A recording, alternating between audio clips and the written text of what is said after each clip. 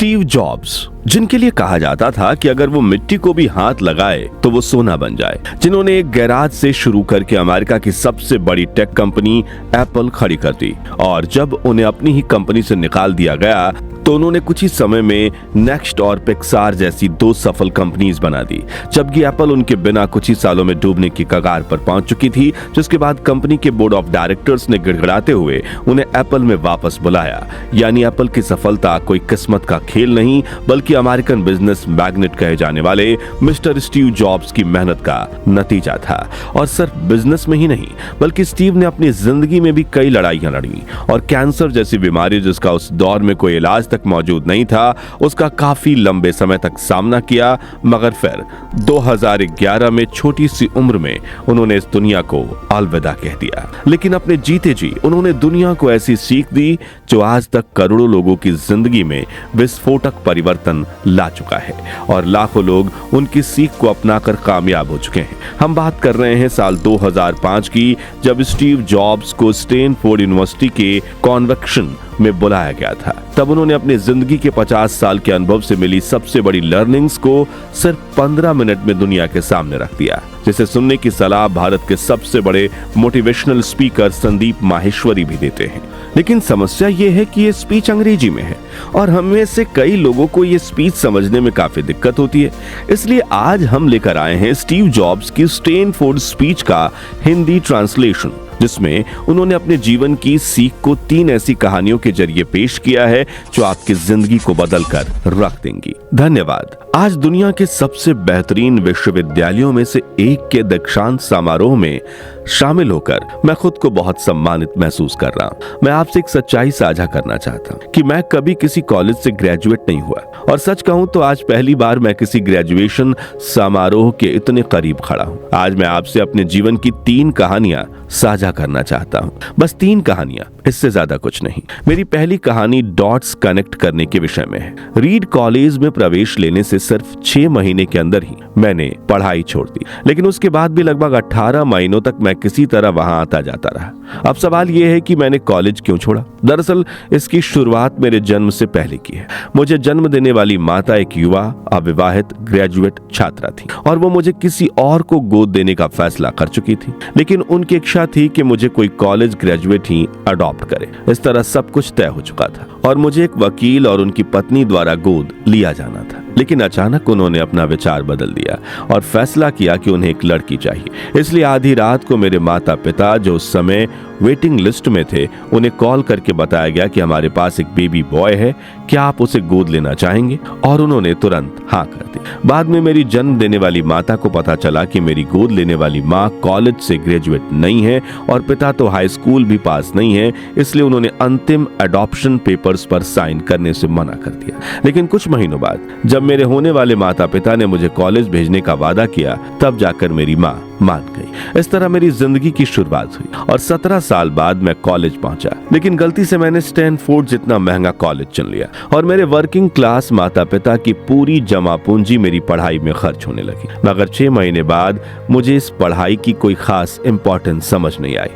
मुझे कोई आइडिया नहीं था कि मैं अपनी जिंदगी में क्या करना चाहता हूँ, और ना ही ये समझ आ रहा था कि ये कॉलेज मेरी इसमें किस तरह मदद करेगा। ऊपर से मैं अपने माता पिता के जीवन भर की जमा पूंजी खर्च करता जा रहा था। इसलिए मैंने कॉलेज ड्रॉप आउट करने का निर्णय लिया, और ये सोचा कि जो भी होगा अच्छा ही होगा। उस समय ये फैसला मेरे लिए बहुत डरावना था, लेकिन जब मैं पीछे मुड़कर देखता हूँ तो मुझे लगता है कि यह मेरी जिंदगी का सबसे अच्छा फैसला था। ऐसा इसलिए क्योंकि जैसे ही मैंने कॉलेज ड्रॉप आउट किया, मैंने उन क्लासेस को करना छोड़ दिया जिनमें मेरी कोई दिलचस्पी नहीं थी, और मैं सिर्फ अपने इंटरेस्ट की क्लासेस करने लगा। लेकिन ये सब इतना आसान नहीं था। मेरे पास रहने के लिए कोई कमरा नहीं था, इसलिए मुझे दोस्तों के कमरे में जमीन पर सोना पड़ता था। मैं कोक की बोतलें इकट्ठा करके उन्हें बेचकर मिलने वाले पैसे से खाना खाता था, और हर रविवार को 7 मील पैदल चलकर हरे कृष्णा मंदिर जाता था, ताकि हफ्ते में कम से कम एक दिन पेट भर खाना खा सकूं। लेकिन ये सब करना मुझे अच्छा लगता था। मैंने अपने जीवन में जो भी अपनी जिज्ञासा और इंट्यूशन के आधार पर किया,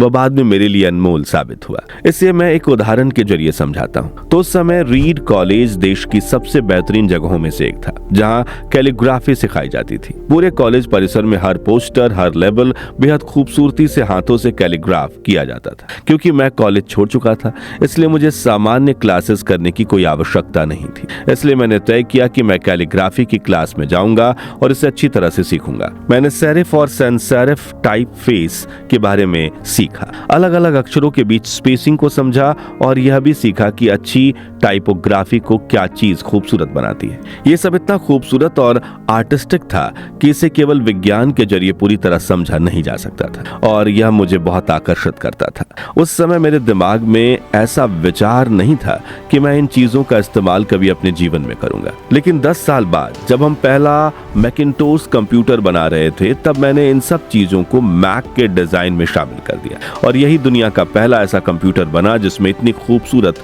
टाइपोग्राफी थी।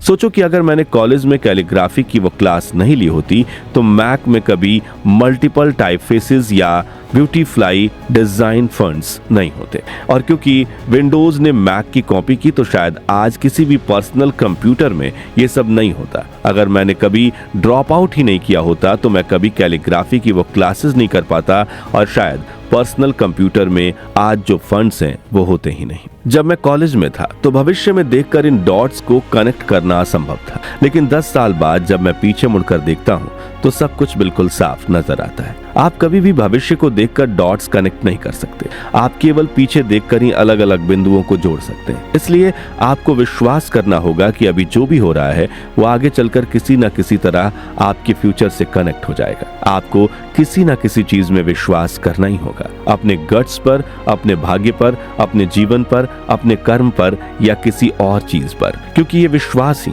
आगे चलकर इन डॉट्स को कनेक्ट करेगा।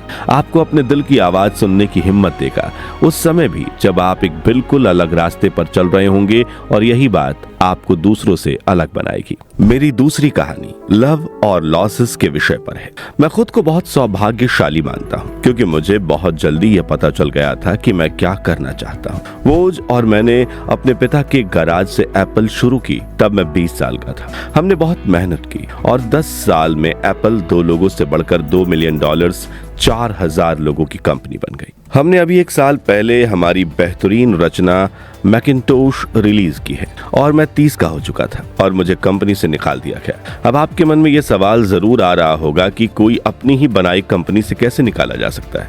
दरअसल जैसे जैसे एप्पल बढ़ रही थी, हमने एक बहुत ही प्रतिभाशाली व्यक्ति को हायर किया, जिसके बारे में मैंने सोचा था कि वो मेरे साथ मिलकर कंपनी को आगे ले जाएगा। शुरू में सब कुछ ठीक रहा, लेकिन धीरे धीरे कंपनी के भविष्य को लेकर हमारे बीच मतभेद बढ़ने लगे। बात बोर्ड ऑफ डायरेक्टर्स तक पहुंच गई और उन्होंने उसका साथ दिया। इस तरह 30 की उम्र में मुझे कंपनी से निकाल दिया गया, और वो भी पब्लिकली।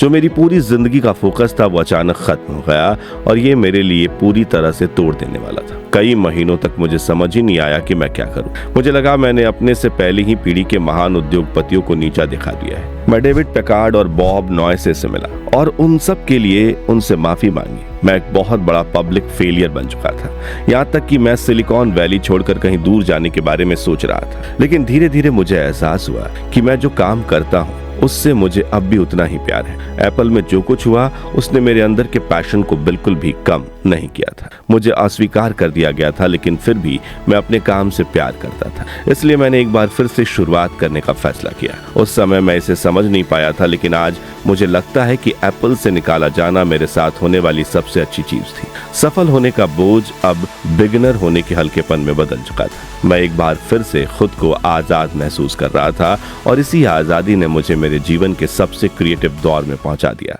अगले 5 सालों में मैंने नेक्स्ट नाम की एक कंपनी शुरू की और एक दूसरी कंपनी पिक्सर की नींव रखी। इसी दौरान मैं एक बेहद खास महिला से मिला जो आगे चलकर मेरी पत्नी बनी। पिक्सर ने दुनिया की पहली computer animated film toy story बनाई, और आज ये दुनिया का सबसे सफल एनिमेशन स्टूडियो है। दूसरी तरफ एप्पल को अपना बिजनेस बड़ा करने में काफी परेशानी आ रही थी, इसलिए मुझे वापस लाने के लिए उन्होंने नेक्स्ट को खरीद लिया, और इस तरह मैं एक बार फिर एप्पल में वापस आ गया। आज एप्पल उसी तकनीक का इस्तेमाल करता है जो नेक्स्ट के दौरान विकसित की गई थी। अब लॉरेन और मेरा एक सुंदर सा परिवार है। मैं पूरे विश्वास के साथ कह सकता हूँ कि अगर मुझे एप्पल से नहीं निकाला गया होता तो मेरे साथ ये सब कुछ नहीं होता। ये कड़वी दवा थी, लेकिन मेरे विचार में मरीज को इसकी जरूरत थी। इसी तरह कभी कभी जिंदगी आपको ऐसी ठोकरें जरूर मारती है, लेकिन आप अपना विश्वास मत खोइए। मैं विश्वास के साथ कह सकता हूँ कि मैं सिर्फ इसलिए आगे बढ़ता गया क्योंकि मैं अपने काम से प्यार करता था। आप असल में क्या करना पसंद करते हैं ये आपको जानना होगा। जितना अपने प्यार को जानना जरूरी है, उतना ही काम को खोजना भी जरूरी है जिसे आप सच में एंजॉय करते हो। आपका काम आपकी जिंदगी का एक बड़ा हिस्सा होगा और वास्तविक रूप से संतुष्ट होने का एक ही तरीका है कि आप वो करें जिसे आप वाकई में एक बड़ा काम समझते हो, और बड़ा काम करने का एक ही तरीका है कि आप वो करें जो आप करना पसंद करते हो। यदि आपको अभी तक वो काम नहीं मिला तो आप रुकिए मत, उसे खोजते रहिए, जैसे कि दिल से जुड़ी हर एक चीज में होता है। वो जब आपको मिलेगी तब आपको पता चल जाएगा, और जैसा कि किसी अच्छी रिलेशनशिप में होता है, वो समय के साथ साथ और भी अच्छी होती जाएगी। इसलिए खोजते रहिए, रुकिए मत। मेरी तीसरी कहानी का विषय है मृत्यु यानी डेथ। जब मैं 17 साल का था तब मैंने एक कोट पढ़ा था जो कुछ इस तरह था: यदि आप हर दिन ऐसे जिएं जैसे कि आपकी जिंदगी का आखिरी दिन है तो एक न एक दिन आप निश्चित ही सही साबित होंगे। इसने मेरे दिमाग पर गहरी छाप छोड़ दी, और तब से पिछले 33 सालों से मैं हर सुबह उठकर आईने में देखता हूँ और खुद से एक सवाल पूछता हूँ कि अगर आज का दिन मेरी जिंदगी का आखिरी दिन होता तो क्या मैं वही करता जो आज करने वाला हूँ। और जब लगातार कई दिनों तक इस सवाल का जवाब नहीं होता है तो मैं समझ जाता हूँ कि कुछ बदलने की जरूरत है। इस बात को याद रखना कि मैं बहुत जल्द मर जाऊंगा मेरे जीवन के बड़े फैसले लेने में सबसे ज्यादा मददगार रहा है, क्योंकि जब मैं मौत के बारे में सोचता हूँ तब सारी अपेक्षाएं, सारा गर्व, सारा असफल होने का डर, सब कुछ गायब हो जाता है और सिर्फ वही बचता है जो वास्तव में महत्वपूर्ण है। इस बात को याद रखना कि एक दिन मरना है किसी भी चीज को खोने के डर को दूर करने का सबसे अच्छा तरीका है। आप पहले से ही नंगे हैं। ऐसा कोई कारण नहीं कि आप अपने दिल की बात ना सुने। करीब 1 साल पहले मुझे पता चला कि मुझे कैंसर है। सुबह 7:30 बजे मेरा स्कैन हुआ जिसमें साफ दिखाई दे रहा था कि मेरे अग्नाशय यानी कि पेनक्रियाज में ट्यूमर है। मुझे तो ये भी नहीं पता था कि पेनक्रियाज क्या होता है। डॉक्टर ने लगभग पूरी निश्चितता के साथ बताया कि मुझे एक ऐसा कैंसर है जिसका इलाज संभव नहीं है और अब मेरा जीवन सिर्फ 3 से 6 महीने का ही रह गया है। उन्होंने मुझे सलाह दी कि मैं घर जाऊं, अपनी सारी चीजें व्यवस्थित कर लूं, जो डॉक्टर की भाषा में मतलब था कि अब आप मरने की तैयारी कर लीजिए। यानी आप अपने बच्चों से वो सारी बातें जो आप अगले 10 सालों में करते हैं अब अगले कुछ ही महीनों में कर लीजिए। इसका मतलब था कि आप सब कुछ इस तरह से व्यवस्थित कर लें कि आपके बाद आपके परिवार को कम से कम परेशानी हो, यानी आप सबको अलविदा कह दीजिए। मैंने इस डायग्नोसिस के साथ पूरा दिन बिता दिया और शाम को मेरी बायोप्सी हुई, जहां मेरे गले के रास्ते पेट से होते हुए मेरी आंत में एक एंडोस्कोप डाला गया और एक सुई से ट्यूमर के कुछ सेल्स निकाले गए। मैं उस समय बेहोश था, लेकिन मेरी पत्नी जो वहां मौजूद थी उन्होंने बताया कि डॉक्टर ने माइक्रोस्कोप के नीचे मेरे सेल्स देखे तो वो रो पड़े, क्योंकि उन सेल्स को देखकर डॉक्टर समझ गए थे कि मुझे एक बहुत ही दुर्लभ प्रकार का पैनक्रियाटिक कैंसर है जो सर्जरी से ठीक हो सकता है। इसके बाद मेरी सर्जरी हुई और सौभाग्य से आज मैं ठीक हूँ। मृत्यु के इतने करीब मैंने इससे पहले कभी नहीं पहुंचा था और उम्मीद करता हूँ कि अगले कई दशकों तक भी ना पहुंचूं। ये सब एक्सपीरियंस करने के बाद मैं और भी विश्वास के साथ कह सकता हूँ कि मृत्यु एक उपयोगी लेकिन पूरी तरह से बौद्धिक अवधारणा है। कोई भी मरना नहीं चाहता, यहाँ तक कि जो लोग स्वर्ग जाना चाहते हैं वो भी वहां जाने के लिए मरना नहीं चाहते। फिर भी मृत्यु वो मंजिल है जिसे हम सभी साझा करते हैं। आज तक इससे कोई नहीं बच पाया है और शायद ऐसा ही होना चाहिए, क्योंकि मृत्यु ही इस जीवन का सबसे बड़ा आविष्कार है। ये जीवन को बदलती है, पुराने को हटाकर नए के लिए रास्ता बनाती है और इस समय नए आप हैं, लेकिन ज्यादा समय नहीं बीतेगा, कुछ ही दिनों में आप भी पुराने हो जाएंगे और रास्ते से साफ हो जाएंगे। इतना ड्रामेटिक होने के लिए मैं माफी चाहता हूँ, लेकिन ये सत्य है। आपका समय सीमित है, इसलिए इसे किसी और की जिंदगी जीकर व्यर्थ मत कीजिए। बेकार की सोच में मत फंसिए, अपने जीवन को दूसरों के हिसाब से मत चलाइए, औरों के विचार के शोर में अपने अंदर की आवाज को मत दबाइए और सबसे महत्वपूर्ण बात यह है कि अपने दिल और अपने सहज बुद्धि की बात सुनने का साहस रखिए। वे पहले से ही जानते हैं कि आप वास्तव में क्या बनना चाहते हैं, बाकी सब सेकेंडरी है। जब मैं छोटा था तब एक अद्भुत पब्लिकेशन हुआ करता था, द होल अर्थ कैटलॉग, जो मेरी पीढ़ी की बाइबल्स में से एक था। इसे स्टीवर्ट ब्रांड नाम के एक व्यक्ति ने, जो यहाँ मेलॉन पार्क से ज्यादा दूर नहीं रहते थे, अपने पोएटिक टच से बेहद जीवंत बना दिया था। ये 60 के दशक की बात है, जब ना कंप्यूटर्स थे ना डेस्कटॉप पब्लिशिंग। इस कैटलॉग को टाइपराइटर, कैंची और फ्लोराइड कैमरे की मदद से बनाया जाता था। वो कुछ ऐसा था कि मानो गूगल को एक किताब के रूप में समेट दिया गया, वो भी गूगल के आने से 35 साल पहले। ये एक आदर्श था, अच्छे टूल्स और महान विचारों से भरा हुआ। स्टीवर्ट और उनकी टीम ने द होल अर्थ कैटलॉग के कई संस्करण निकाले और अंत में एक फाइनल इशू प्रकाशित किया। यह 70 के दशक का मध्य था